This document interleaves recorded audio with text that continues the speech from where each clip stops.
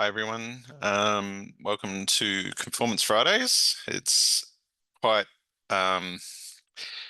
interesting to note that it is almost 12 months, certainly just over 12 months since we were doing our last iteration of Conformance Fridays for AU Core. So looking back at some of the previous sessions. So welcome back if you have been to these before, and if you haven't and you're new to these sessions, then welcome.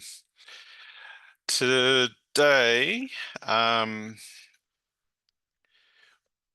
would like to acknowledge the traditional custodians of the land on which we are gathered today. For me, it's the Kaurna people in Adelaide, and we pay respects to elders past, present and emerging, and extend our respects to all Aboriginal and Torres Strait Islander people. We acknowledge the peoples as the first scientists, educators and healers.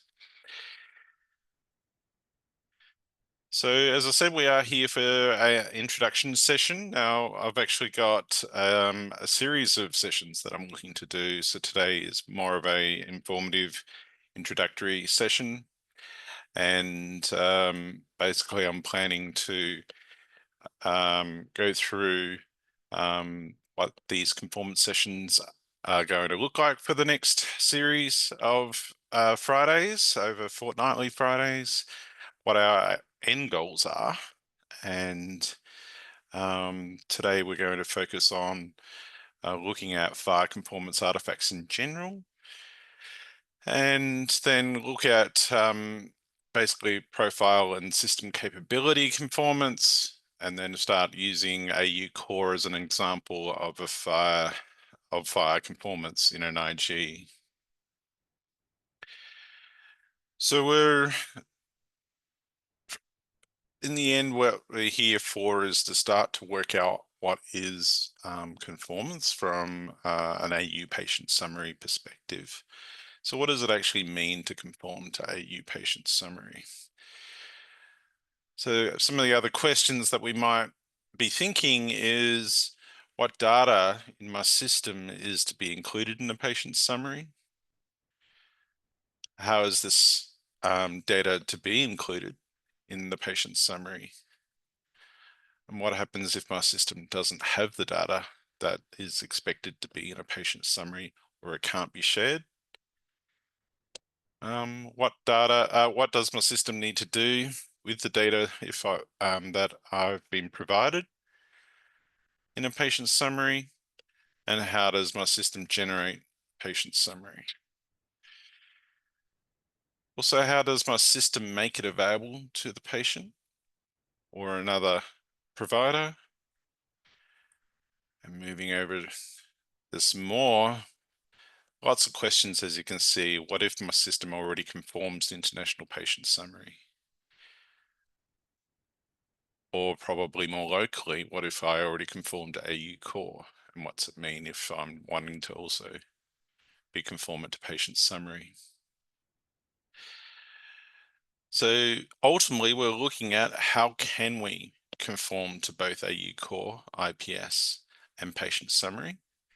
And that's what we're trying to actually get to at the end of these sessions as part of a proposal for going back to the TDG to actually put into our conformance statements of the implementation guide for AU patient summary. And very specifically, what does it must support mean in the context of a patient summary? And then for those that are looking to implement some level of API for patient summaries, what API capabilities does my system need to provide? I did actually think of another question this morning, but it's lapsed out of my mind, but I thought it was a very important one. Maybe it comes back to me later on in the day and I'll share that with you. Is there, I guess I'll pause at this point and just sort of, is there any other questions that people on the line think that we need to be considering as part of these conformance sessions? And I can't see people's hands up. Danielle. Just checking. Can you see my hand up when I I put can mine now. up? Okay, Yes. cool. That was one reason. The other is um, hmm, at a macro level, probably not. At a micro level, I think I have lots and lots of specific questions, but I think they're all associated with one of those uh, more abstract questions that have been put on the screen. Yep. Okay, so basically, what are the goals of these sessions? As I indicated already, basically, we're looking to provide some background on FHIR conformance from basics through to some bleeding edge concepts, so that we're able to start having a bit of a workshop session. So collectively understand what it means for patient summary to conform to AU Core and International Patient Summary, because that's basically a principle that we've discussed at the outset of the patient summary project, that we want it to be conformant to both AU Core and International Patient Summary. And as in the earlier TDG today, you can see that Danielle has made a great progress towards being able to do that so far. But we need to formalize effectively the conformance rules, not just in the profiles themselves, but around the profiles in the implementation guide in general. So we want to prepare a proposal of the conformance requirements for the AU Patient Summary Implementation Guide so that the TDG can accept that proposal of the conformance requirements, and as a byproduct that we might identify and propose changes to either AU Core or the FHIR IPS to support meaningful, localizable, and probably from my perspective, really importantly, unambiguous conformance requirements. Again, I would like to open it up. Anyone else got some suggestions on what we should be trying to achieve from a goals perspective? No. Okay. So just a quick overview. As I said, there's a series of sessions. I thought I'd just give you a bit of an outline of what I'm thinking of covering over the next few weeks. It's a couple of months really. That next week we're going to start off on our fortnightly scheme, and what I'll do next week is start to an overview of the IPS conformance, and then we'll start into our workshopping with starting to think about what data, and in particular, what data-only conformance requirements we might need for AU patient summary. And then we start moving into perhaps things that are more behavioral. So what are the behavioral requirements, and start to think about, are there groups of activities that systems need to perform, and so that we can sort of provide a language, I guess, around the kind of factors that we have that are involved in the patient summary processes. And then we start looking at the conformance requirements associated with each of those around producing a patient summary or consuming a patient summary, and finally to finalize a proposal. So there's a long series here. Hopefully that last session that we've already got some guidelines, already got some fragments of those of that proposal as we're building up through these workshops. And that last session is more about, okay, just reviewing what we've agreed, well, not necessarily agreed on, but what our proposal is, ready for it to be handed back to the TDG in July for agreement at that point. Any comments, Danielle?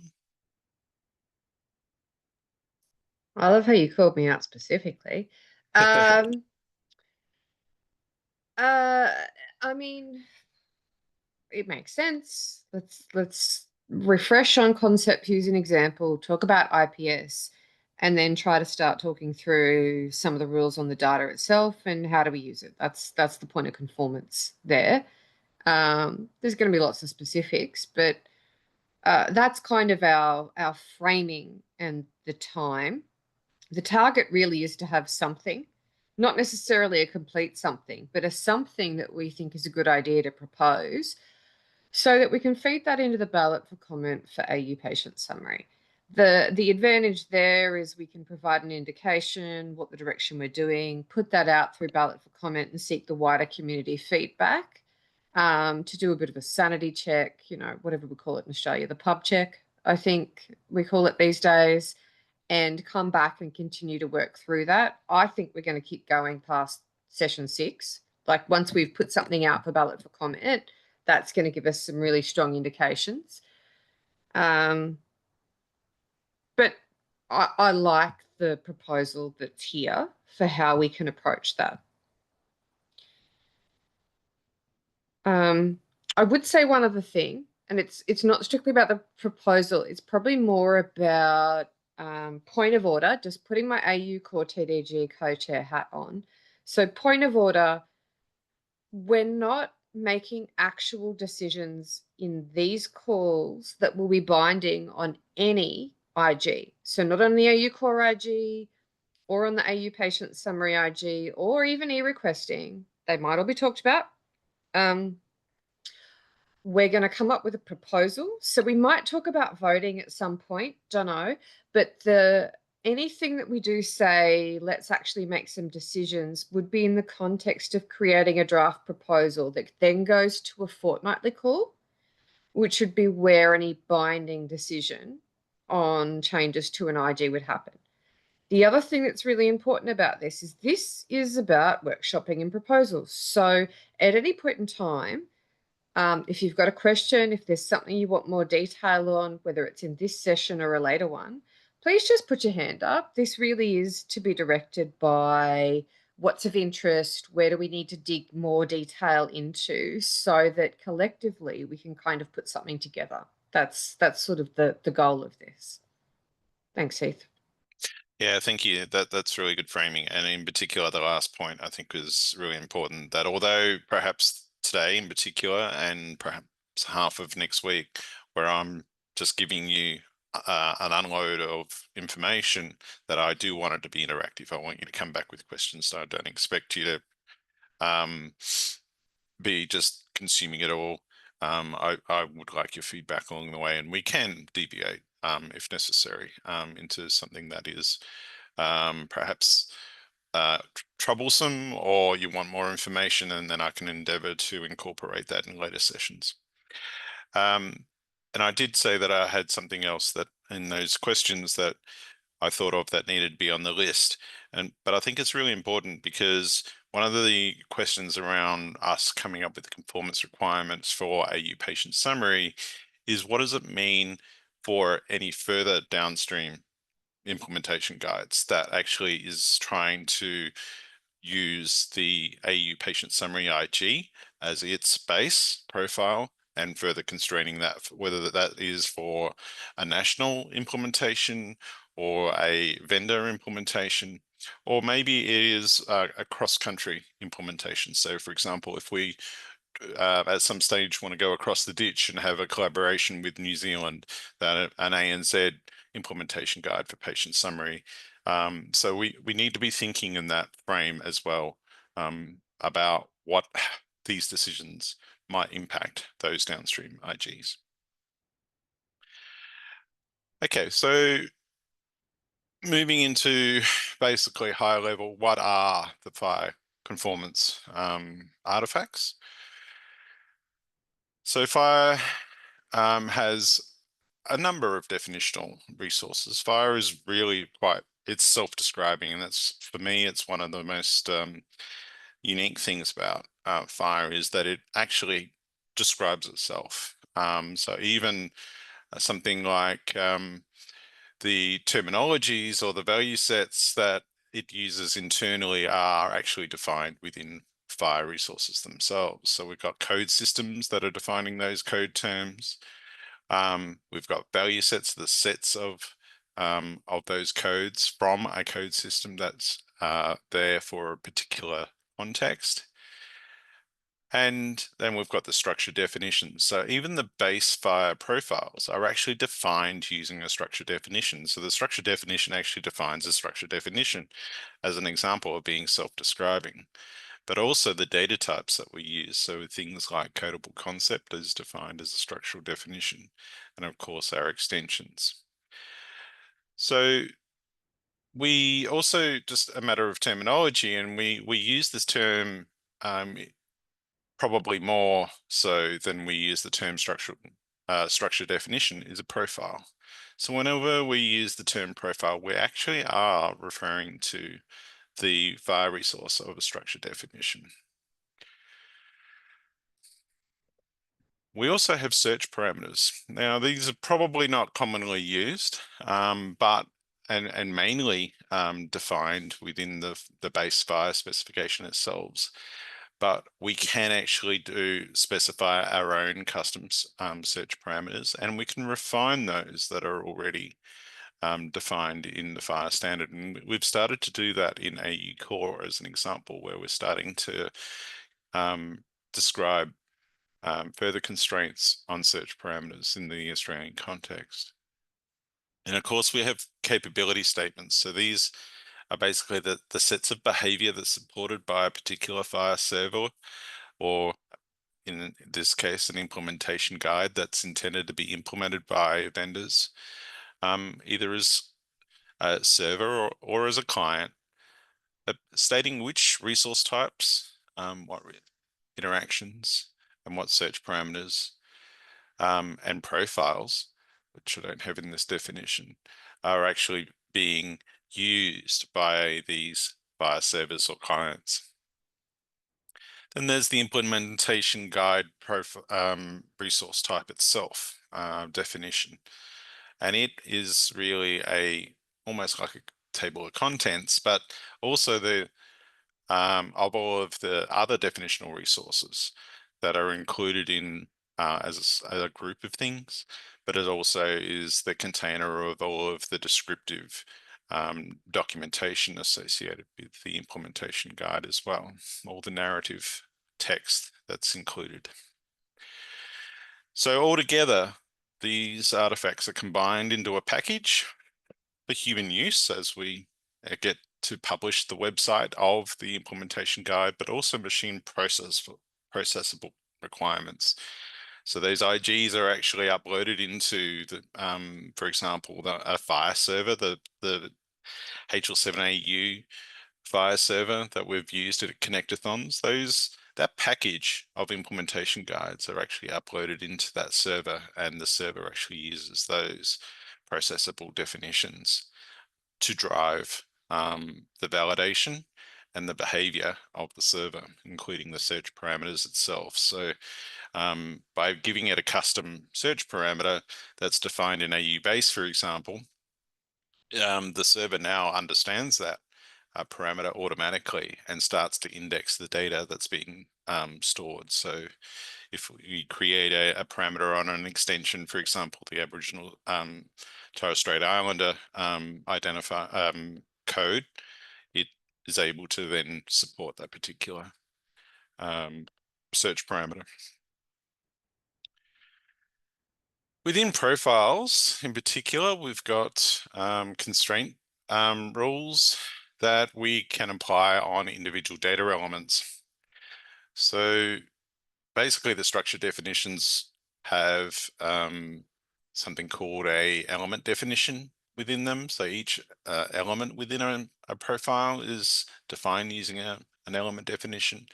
And on those element definitions, we can specify conformance requirements using around the cardinality, whether something is must support or if it is a modifier element.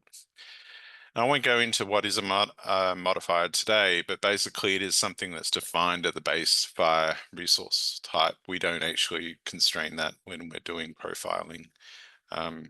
It is inherited through the resource types. So combine these basically to specify the data conformance requirements for an implementation. And not all implementation guides will use must support constraints in profiles. So AU base, as an example, doesn't actually specify must support.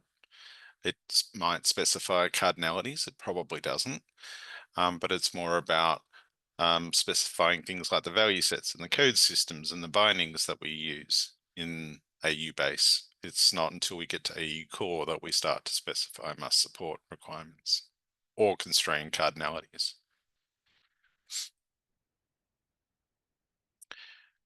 Okay, so I'm going to focus a fair bit on must support today because it's one of the most critical items. I will touch on a couple of other items as well, but initially I'm going to start talking about must support.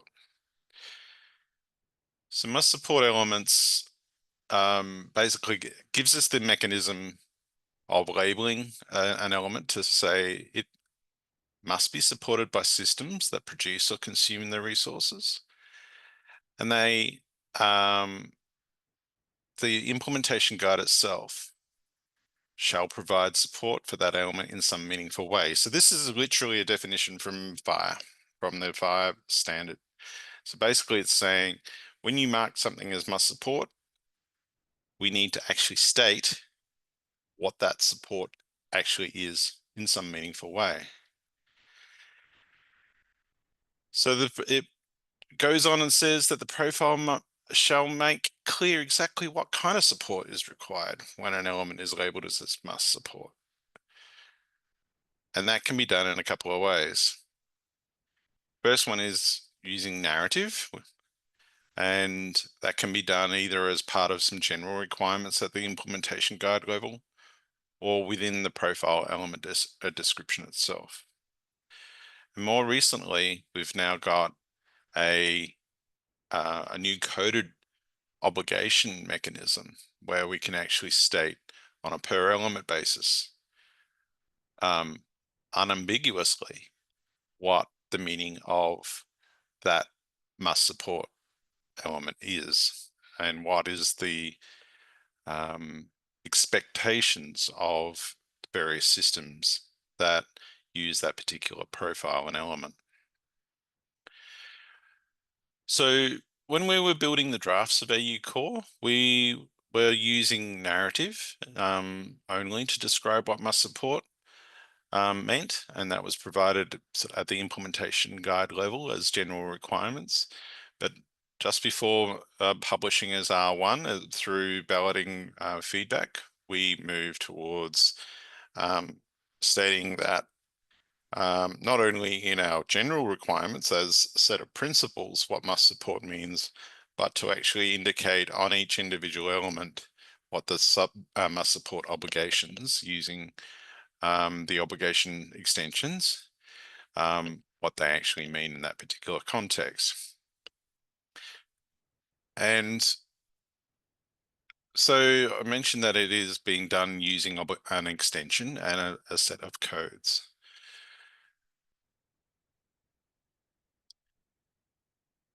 And those set of codes basically have two main. There is actually three, but I won't touch on the third one today.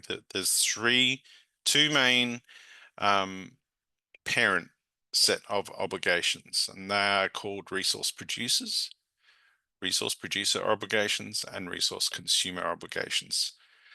So basically we're talking about resource producers that are applications that assemble resources in the first place, and resource consumers being the applications that consume these resources.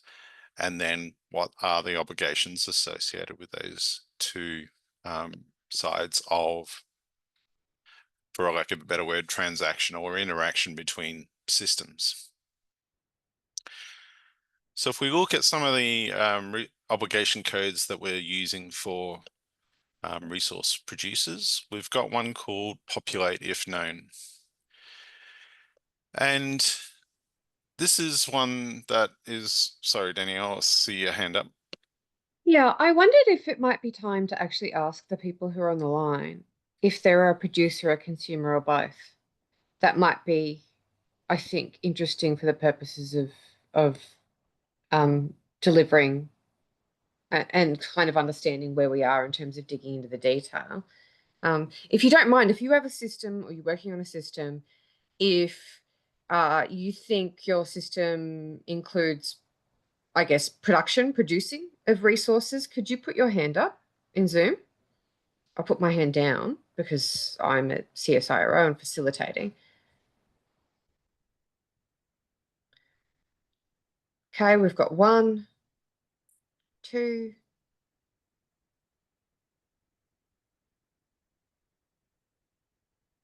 All right, so we've got three. We've got three. We saw three there for producing, and now I'm interested about consuming. Does your system or application consume fire resources?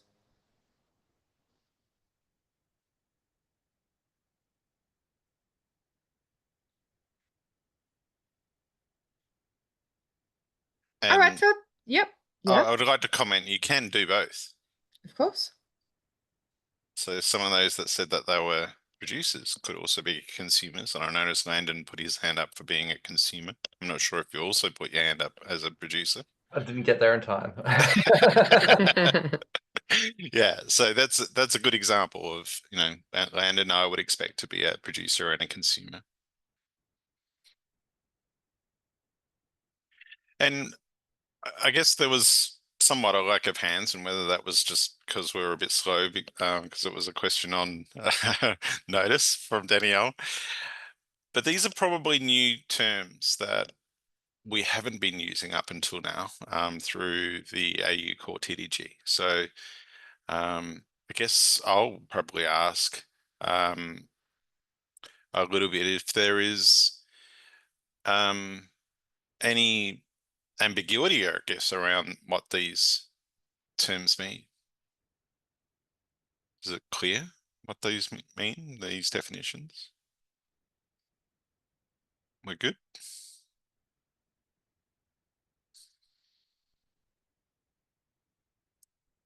Okay. I'll take no as it's all clear. All right, so when we're talking about producers being a application that is producing resources, that if your obligation on an element is populate if known, then your obligation is to correctly populate that element if that value of the element is known, and but it is acceptable if it is unable to know the element. So you can share it, but if you don't know it, then you don't need to populate it. That is because either your system doesn't have that concept in your data, or for whatever reason, you're not allowed to share that data. And privacy, confidentiality are those sorts of examples of the things about sharing.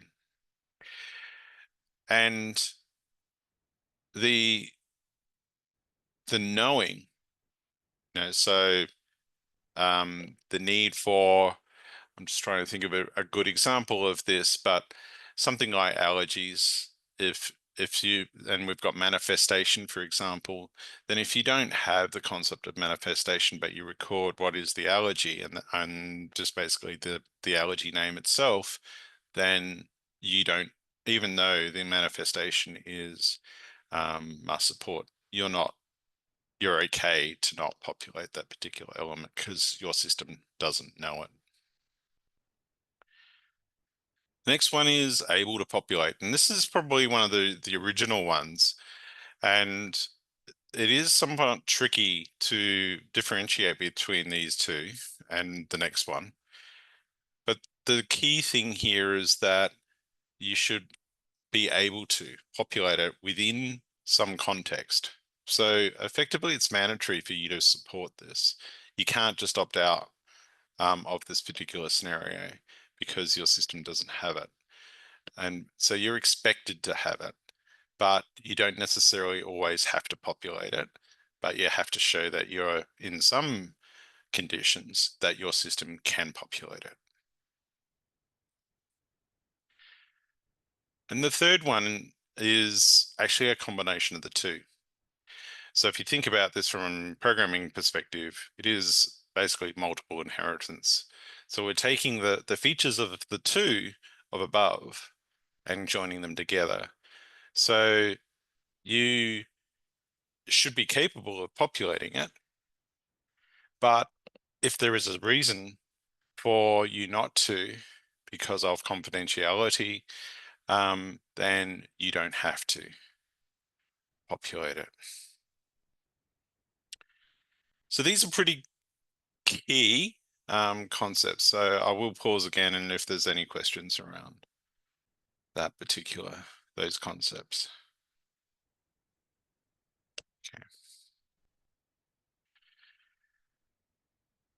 There are some other ones that actually go further down the a lot of a lot of HL7 coding systems, they are hierarchical in structure. And what I mean by that is that they further refine a concept. So these are some of those more refined concepts that go build on top of those previous ones. And the hierarchy is that if you go to this code system that I've got the link on down the bottom, you can actually see what that hierarchy actually looks like. That they just basically define what their parent is. So we've got one that is around persistence. So you're obliged to persist. And keeping in mind, we've also got conformance I guess, modifiers on these that we can apply shall, should, or may to any of these concepts. So this could be a should persist, just as a strong recommendation, or just a may persist, which we tend not to use too much in our AU core IG so far, but obviously the strongest one is shall persist. We also have concept around narrative, that you can populate some data in narrative, and also there's one around user input. But the level of IGs that we're involved in at the TDG level, we don't tend to use these, but as a vendor, when you're actually documenting your own implementation, you might choose to set your obligations on your particular IG itself. So consumer based obligation codes, we start at the bottom with no error. And so this is pretty much just saying that as a consumer of data, that I'm not going to fall over. I'm not going to just crash unexpectedly. And this is the one that we primarily use in AE Core at the moment. Now, the systems can still raise an error, but it's more about those unexpected errors that we're talking about capturing here. And you'll see in some of the additional codes in a moment where we actually go into the details of actually further refining that, where you are expected to support invalid data, for example. Another one that's being used commonly within some of the FHIR implementation guides is handle. So this is going one step further. Not only should you not fail or error unexpectedly, but you should actually be able to process this and handle it in some way. And the notes on the right, now I won't go into the detail too much here, and I'm sure we'll share these slides with you all if you're interested, that you can go into the details, but they're also just basically paraphrasing the standard. You can look in your own time, but the notes are really important to understand how this should be used. But we're not saying how you should handle it, just that you need to understand this in some manner and do something meaningful with this data when you receive it. And it could be such as displaying it, or it might be persisting it, as an example. And hence the next level down, which is a descendant of handle, is display. So we can now say things like shall or should or may display this particular element value. And as I indicated also, persist is a standard version of this as well. But if you looked closely and paying attention earlier, this was actually also an obligation of the producer. So a producer can actually persist, or a consumer can persist these elements as well.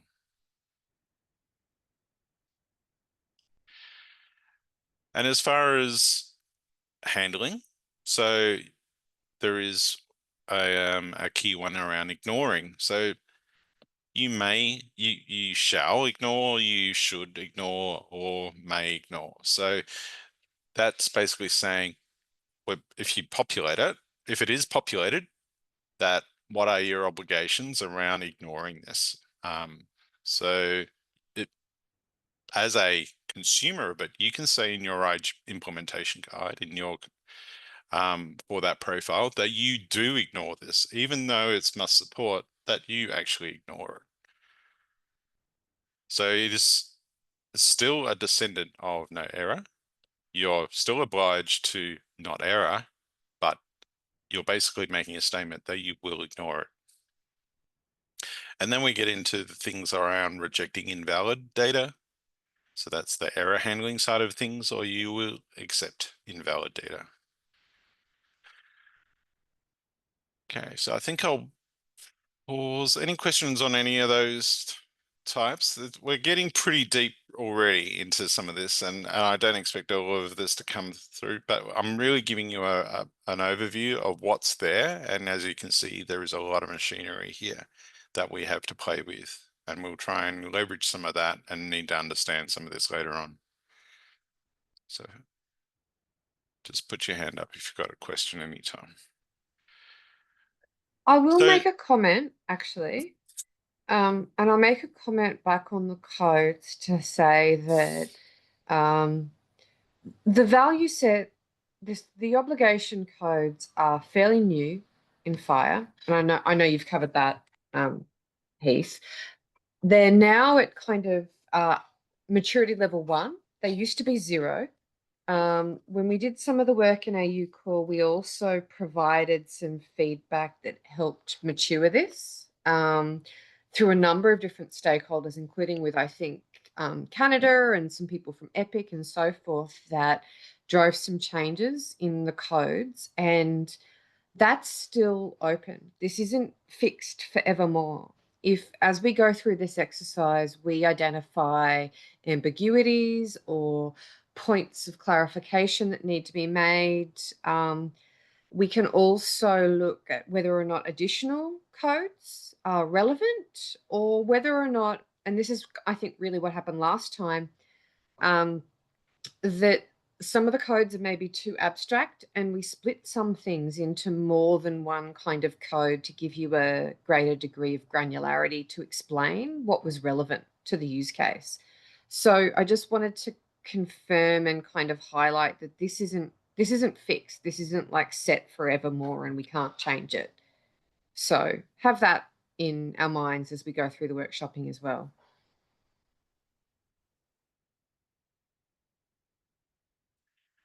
okay, so what does all this mean, and what does it look like in a profile? So an element that's must support in a FHIR profile is flagged with this red S, or a red background S with a white font, to be more specific. So in this example, the allergy intolerance clinical status is must support.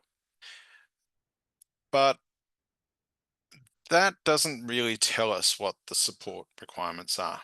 So there's nothing in the description here that tells us. So we're in a profile where there is simply a must support flag like this, there must be somewhere else in the implementation guide where the definition of what must support means is specified and described. And that's ultimately why we've got to these level of requiring obligations.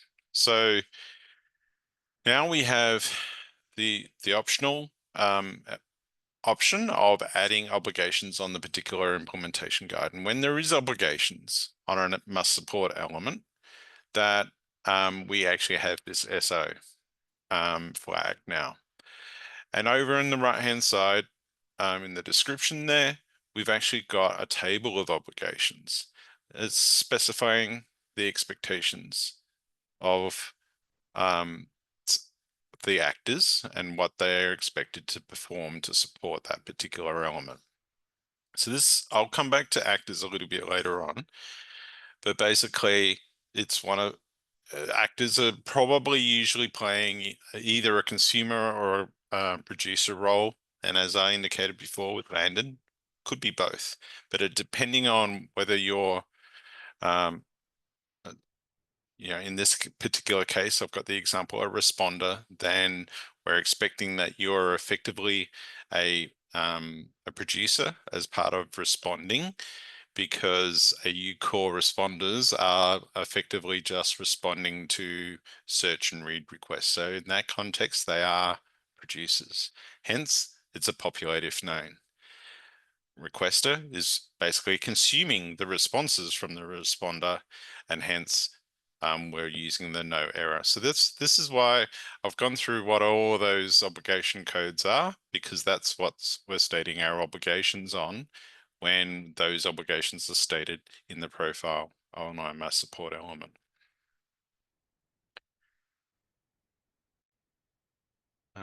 Any questions? Okay.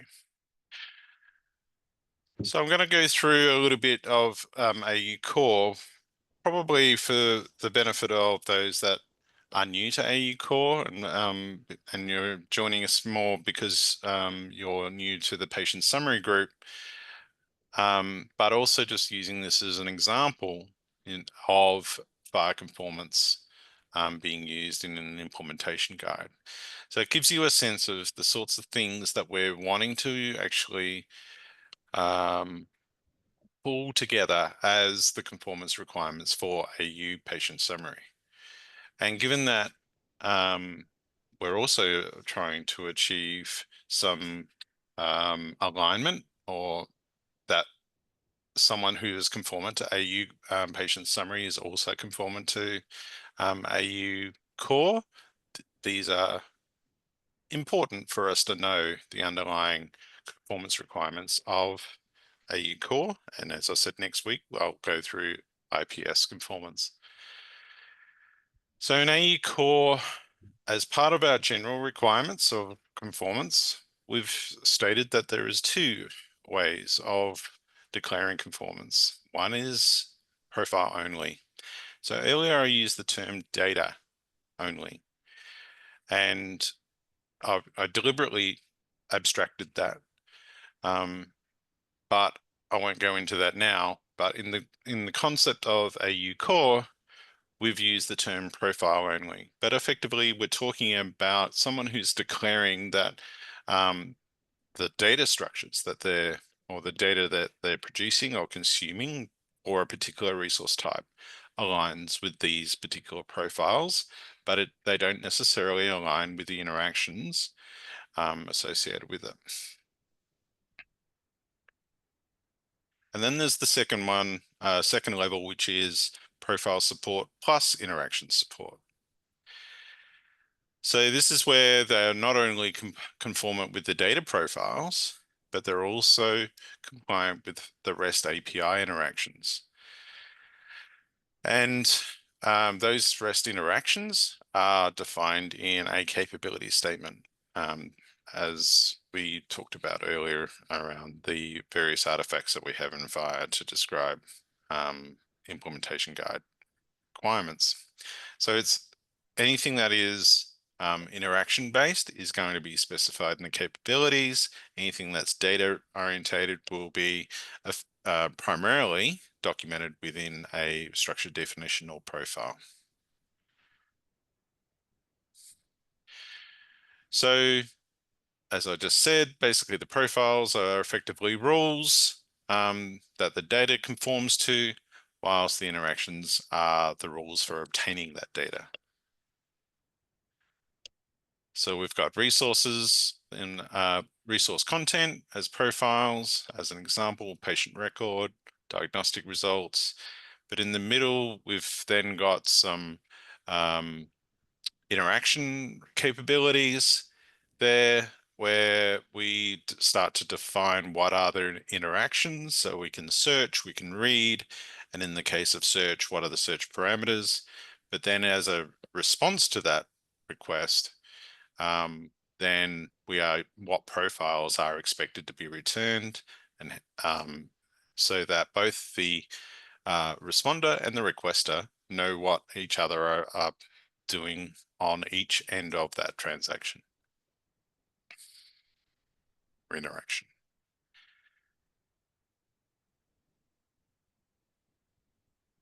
Okay, so what's profile only? So these are, again, straight statements out of AU Core. So I'll jump through these pretty quickly because I'm running out of time. We've only got 10 minutes left, and so I'll go through this very briefly. Basically, we're saying that that they will correctly populate a resource with all the mandatory elements, that we will correctly populate all the resources with must support, and we also need to implement missing data requirements. So we've been talking about must support all along, but if we look at that particular statement there, shall correctly populate a resource with all must support elements for which a value is known, it actually aligns very well with the definition of populate if known obligation, which is correctly populate this element if they know a value for the element. And that's by design. We actually tried to make those statements mean slightly grammatically different, but effectively the meaning is quite clear on what is it intended there.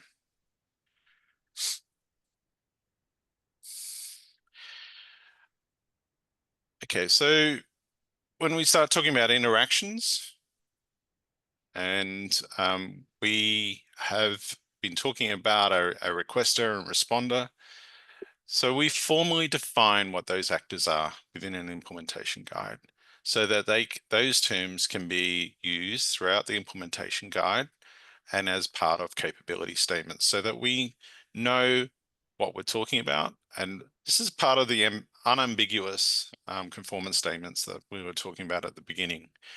By defining these actors, we're able to, I guess, consistently refer to these actors in our language or in our narrative throughout the implementation guide and be able to refer back to what does that actual name of an actor mean. So it's a description of a human or an actor, application actor that plays a role in a data exchange. So the key there is that there is an exchange of data. There is an interaction. And may have expected behaviors based on the associated obligations defined. So this is our link back to those obligations we're talking about, and hence that table that I showed you before, where we actually had two obligations depending on which actor we were talking about within the context of AU Core. So the AU Core Responder actor is a system responsible for providing responses to queries submitted by an AU Core requester, and the requester is the reverse of that. It's the system that's initiating the queries for information from an AU Core responder. So that correlates to the kind of description that I gave you previously when I was talking about that table of obligations. And we go further into what this means in the context of profile and interaction support for an individual actor being AU Core responder. So what are the requirements here to be conformant to AU Core? So they are to declare conformance to the AU Core responder capability statement. And there's some description on how you can do that. You shall implement the resource types and AU Core profiles and interactions and search parameters in the server's capability statement. So we're basically saying you need to do what the capability statement says for the AU core responder. And you need to implement the mandatory and or must support requirements for the elements defined as such in the implemented AU core profiles. So it actually doesn't say what they are. We pretty much just defer that to something else. And there's something similar for requester. All right, so basically we talk about, again, the must support, and there is also a reference to the capability statement that it needs to satisfy. So again, we've deferred it, but how? Further down in the documentation, we start to talk about what are the must support and obligations of an AU core responder. So this is our narrative part that in our general guide requirements.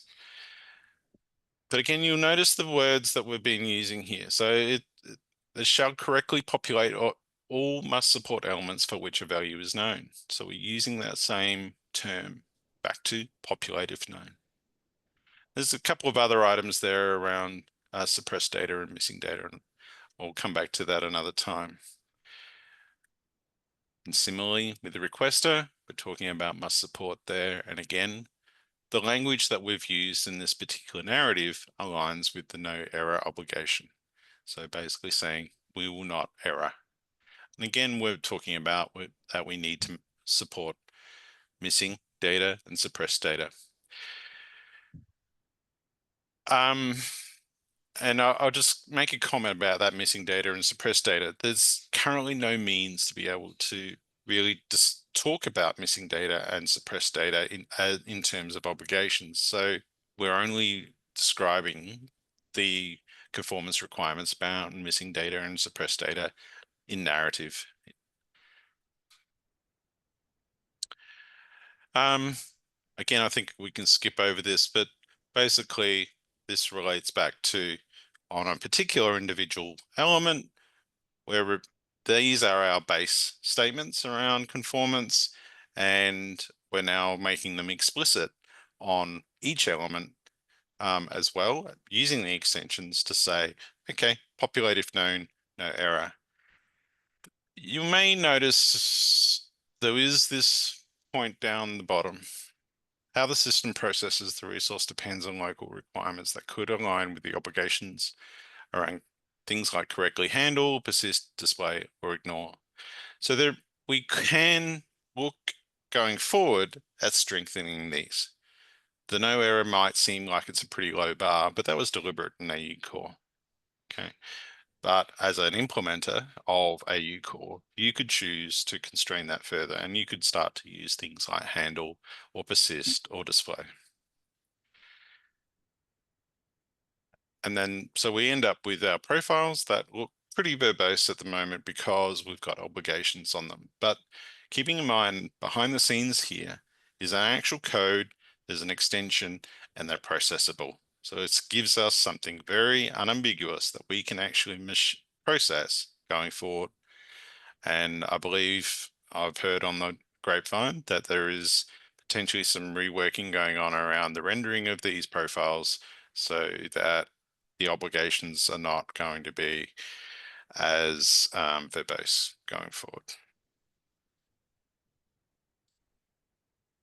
I do have a couple of minutes left, so I didn't think I would get here, but I think I would like to just finish off the suppressed and missing data, if you bear with me. So we talked about previously a reference to suppressed data, and it further goes on, refers to a section below, and where it talks about, in some cases, specific pieces of data may be hidden due to security or privacy reasons. When an element definition is optional, including elements labeled must support, an AE core responder shall not populate that element in the resource. All right, so effectively, if it's mandatory and you're not allowed to share because of privacy reasons, all you do is just not populate it. That's all you have to do. That's fine. But if it's a mandatory element, such as a subject, then what a responder shall do is populate it. But if you got two choices now. It depends on what your policies are, on whether you're allowed to even say that it, um, it is suppressed or not. So where the requester does not have the right to know that it's suppressed, then you simply use the unknown data absent reason. But if they are allowed to know it's suppressed, then you use masked. So again, these are straight definitions from the standard, and this is how it can be um, applied. And then if similarly with missing data, we've got something very similar. So in this particular case, we're talking about optional items. We just don't omit it. So if your system doesn't support that particular concept, or you don't have data for that concept and for that particular patient, then you just not populate it for an optional element. But in the case of a mandatory element, you've got a few choices. If the element is non-coded, such as subject, then you can use an extension, and you just simply use the unknown element in that particular case. So you can see there an example there of you'll have a subject, and within subject, you'll have an extension element, and we have a URL, which is the data absent reason extension with a value code of unknown. But if it's a coded element such as status, and it has an unknown value, and it's keeping in mind that this is a required binding strength, so you have no choice other than to use those set of codes. In this particular case, there's unknown. Now, so there's a couple of exceptions, very small number, I believe, but I haven't gone into the details on that, but the standard does. So when I say the standard, the implementation guide, AU Core. And then with an extensible binding, basically, if you've only got text, then you can populate the text. But if you have a code, then you need to use the unknown code as the code in the coding in this particular case from the value set that was at. So there's an unknown value. It may not be unknown, but there is an equivalent of unknown from that particular value set. But if that value set doesn't have an unknown concept, then you use the data absent reason code system and use unknown from that value set. And there's an example of such a thing in that particular case. So that was from a responder perspective. From a requester perspective, your obligations around missing data and suppressed data is simply to not error. So what that means is that you have to be able to handle those extensions. You need to handle the particular value sets, the unknown codes that are being provided, or the mask code in the particular cases where it's suppressed. So not only do you have to handle what you're expecting data to be, but you also have to handle those extensions around missing data and suppressed data requirements. So I think I'll stop there. I probably got as far as I expected, or hoped. And so if there's any feedback or questions at this point, there is for the next session, there is a poll. Unfortunately, the originally scheduled time I'm not able to make anymore. So I've got a poll on the same poll back on Zulip about trying to reschedule, but at the moment it's looking like it's going to be 11 to 12 Eastern time. I think there's more votes on that one.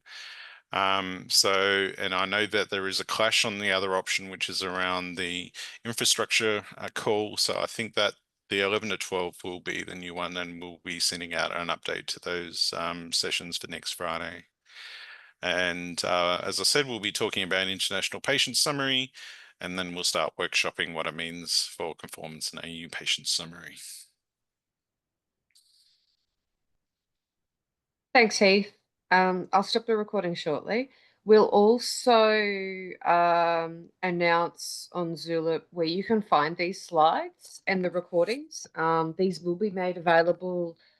We don't know where yet, but we will advise. And we'll advise that in the next meeting and on Zulip.